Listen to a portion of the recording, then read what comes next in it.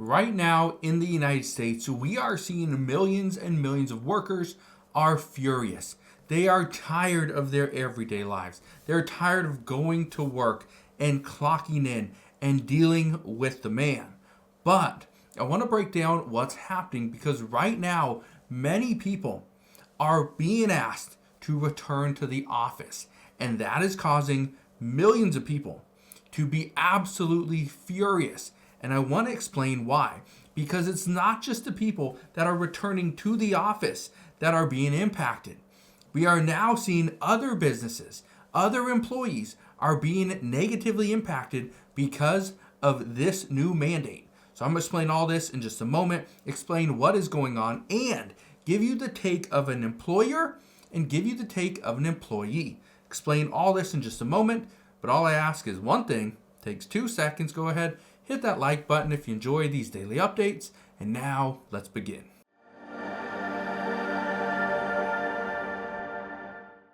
So it's crazy to think that just a couple of years ago, everybody was trying to take their employees out of the office and push them into remote work.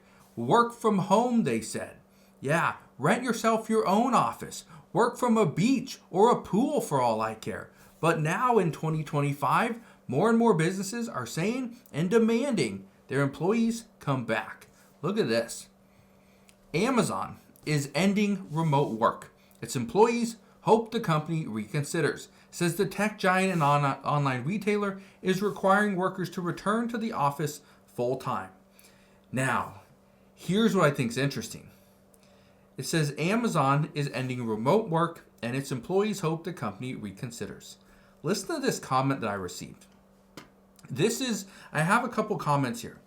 One is from the take of the employer, from an employer, what they think, versus a fellow employee, and not a fellow employee at Amazon.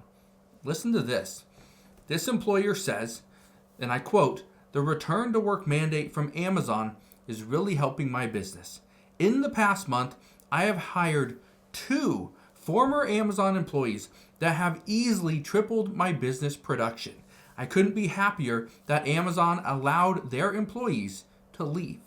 Now, I don't know what this person does, but if this person believes these 2 employees are able to triple their business production, first off, Amazon isn't bringing back people that are packing boxes. They were never able to pack boxes at home. Okay, these are managers, some executive level people. These are some, again, highly skilled individuals. They do have skills, which means Amazon is letting these employees go.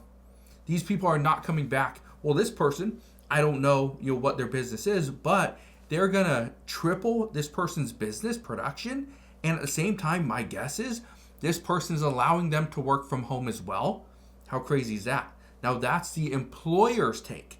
Listen to a fellow employee here. This person says, and I quote, "I started off 2025 thinking that I was going to get a raise and I would be given an assistant. Boy, was I wrong on this one on so many levels. Instead of getting a raise and an assistant, I got demoted. My boss hired some bigwig that just left Amazon and gave him my position. So it looks like I'll be looking for a new job again." Interesting. So this person is now or was up against an ex-Amazon employee. According to them, some bigwig from Amazon. Okay. So this is what's going to happen. And it doesn't matter if it's Amazon or Google or Meta, right, or Cisco or Adobe. It doesn't matter the company that people are coming from. If they are coming from a somewhat of a very tech-related job, and they have some special skill, whether it's in marketing or tech or whatever, sales, doesn't matter. What matters the most is there are companies out there that are willing to pay these people that are leaving these really good jobs, and they're willing to bend over backwards and give them the one benefit they're asking for: freedom. They want to be able to work from home, work remotely, work 5 hours here, take half the day off, and then work another 5 hours in the evening. That's what they want. They don't want to be tied down to some company in their time frame. They want freedom. Now, I want to read you something. I want to read you this article right here. It says, here's how some large employers are stepping up return to office mandates this year. Now, I'm going to read this to you, bits and pieces in just a moment.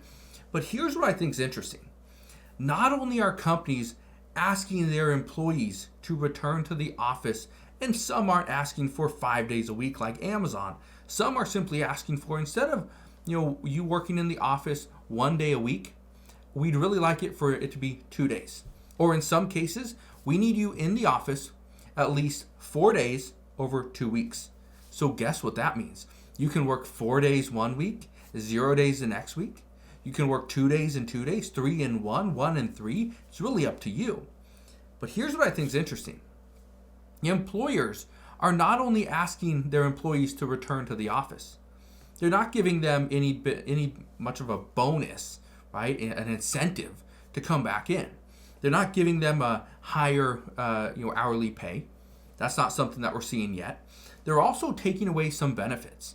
And I've talked about this before, and I really was talking about it probably the last 6 months, is one of the things that we're going to see from some of these employers that are struggling at this time is you're going to see some of your benefits pretty much go away. They'll be eliminated. These are going to be things like certain types of health care. Okay, maybe you're not going to have the best health insurance like you did before. Maybe there's no vision or dental. You might not see gym membership get covered. You might not have a company car anymore. A company credit card may be eliminated. Okay, your Friday, your sandwich, party or pizza party, that may be eliminated as well. There may be no company parties every month or even for the holiday season. I received probably 10, 15 different emails and messages from people over the past couple weeks that were complaining that their company wasn't having a Christmas party like they used to, or their Christmas party that they were having, you actually had to pay for your own meal. It was a Christmas party from the company, but you had to pay for your own meal. How crazy is that? This is the direction we're now headed, is some companies are trying to be so frugal at this time because they just want to make it through. Now, I want to read a little bit of this article to you. Look at this. It says, if 2024 was the year companies gained some clarity on future office needs, 2025 is expected to be the year they start calling workers back to fill them.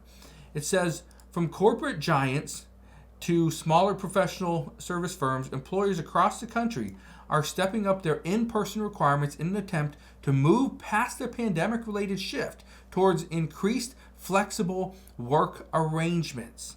Office market stockbrokers point to the escalated mandate many of which take effect in 2025 as a signal that demand for office space will be on the rebound after years of depressed leasing activity. It says, up until now, office attendance has largely flatlined and employees are spending about 60% of their working days in a corporate office, a marginal increase compared to this time last year, according to Stanford University survey. Now, here's the other thing I want to throw at you. Right now, employees are furious that they are potentially going to have to compete with Amazon, ex-Amazon employees, ex-Google employees, ex-Meta employees, right? Ex-Cisco employees. That's what they're worried about. However, there's something else that's on the horizon that you may not be realizing. Right now, based off what we've seen in recent reports, the federal government is paying. And according to reports, they say anywhere between 1 out of every 3 to 1 out of every 8 employees from the federal government are working remotely. Donald Trump and the Department of Government Efficiency, run by Elon Musk and Vivek Ramaswamy, they are wanting people back into the office. They want them back into their headquarters, their corporate offices, whatever. They want them back. Here's the reason why that's a big deal. We're already seeing millions of people are upset that they have to go back to work. Okay? And keep in mind, when I say back to work, I'm talking about back into the office. Amazon doesn't have 1 million people. Okay? There are reportedly millions of people that are working from home that are now being told to come into the office and work a little bit more. Soon, we could see that exact same mandate from Donald Trump and the Trump administration. If this happens, many federal employees are going to look for jobs elsewhere. When they do that, there's going to be more competition for the same jobs that are currently available that will now have the current employee, they will have potentially Amazon or tech-related, former employees, and also former federal employees, all fighting for one position. How crazy is that? Right now, we could see millions of jobs switch hands, go to somebody else entirely, simply because they have more experience, but they haven't actually been there and been part of the company ever before. So, we'll see what happens. All I can tell you right now is millions of people, according to reports, are going to be negatively impacted over the next several months. So, as we get more information on that, I promise I will bring you all the latest news and updates, but that is what we know as of today. So again, thank you guys for watching. Consider subscribing, and I'll see you guys on the next one.